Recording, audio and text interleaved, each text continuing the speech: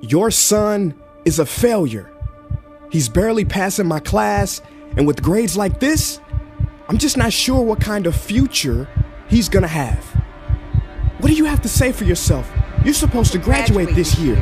Listen to Mr. Johnson. What kind of future do you think you're gonna have?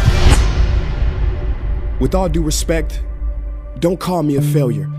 Failure is an event, not a person, in fact. And you talk about the future, Mr. Johnson, but you're not preparing us for that. Excuse me? Just listen to what I'm saying. This should be good. Would you agree that in the future, most careers will become automated? Yeah, so? So the people who succeed will have to be curious, innovative, with resilience to adapt to new changes. What's your point? My point is, the focus in this school is not on that. It is on regurgitating information and test taking, and that's just real. But in today's world, creativity is the most important leadership skill. Oh, that's how you feel. You don't have to believe me, but maybe you will believe the 1,500 executives who recently said creativity is the most important leadership skill. See, pretty soon, no one will be hired because of what they know. Because who cares what you know or if you've memorized a fact? We've got Google and Siri for that. In the future, people will be hired because of what they can do with their knowledge. Can they creatively solve real-world problems, not just follow instructions or directions and bubble in multiple-choice questions? So, Mom, that's why I'm stressed, because these robotic tasks we learn in school should stop. Because no one can do a robot's job better than a robot. Billionaire founder of Alibaba, Jack Ma, said that we should not compete with artificial intelligence, but instead focus on developing unique human intelligence. Mr. Johnson, drills are for teeth, not the human mind. So these repetitive knowledge-based tasks we must leave behind. Or in the future, you're gonna find a lot of people graduating out of your class right into the unemployment line.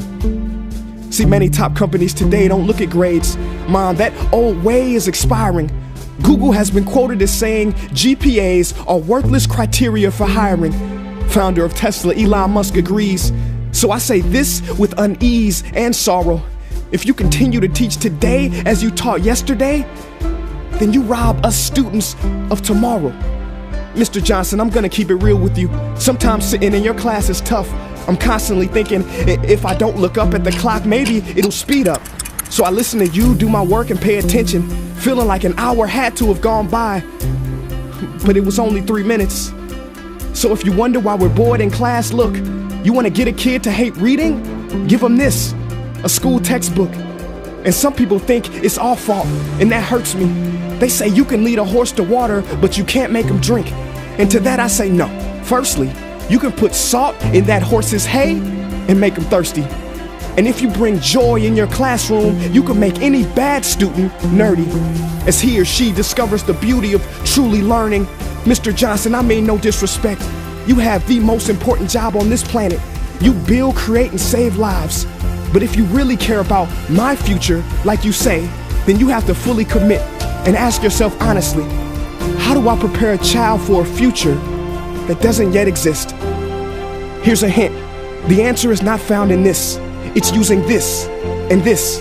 See, in the future, we will need more passion and compassion. People with inspired hearts and wisdom to uplift this planet. And Mom, I love you, but can I be real? Go ahead. You want to know one of the biggest factors for childhood success?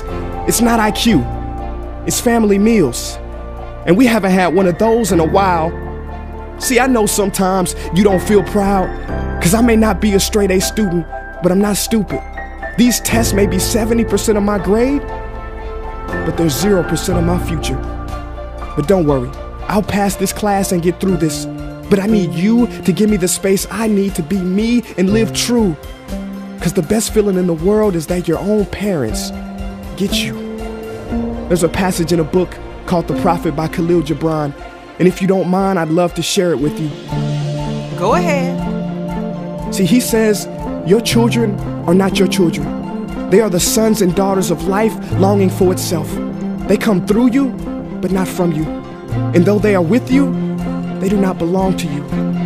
You may give them your love, but not your thoughts, for they have their own thoughts. You may house their bodies, but not their souls, for their souls dwell in the house of tomorrow. So, Mom, I'd appreciate it if you give me the love that I need to pursue my dreams. See, if we are to succeed, all three of us need behavior change on all fronts. We talk about the future, but the future is now, and it is created now by all of us. I've never heard you speak like that before. Yeah, I didn't know. But I'm going to reach out to administration and try to change some things. You have my word.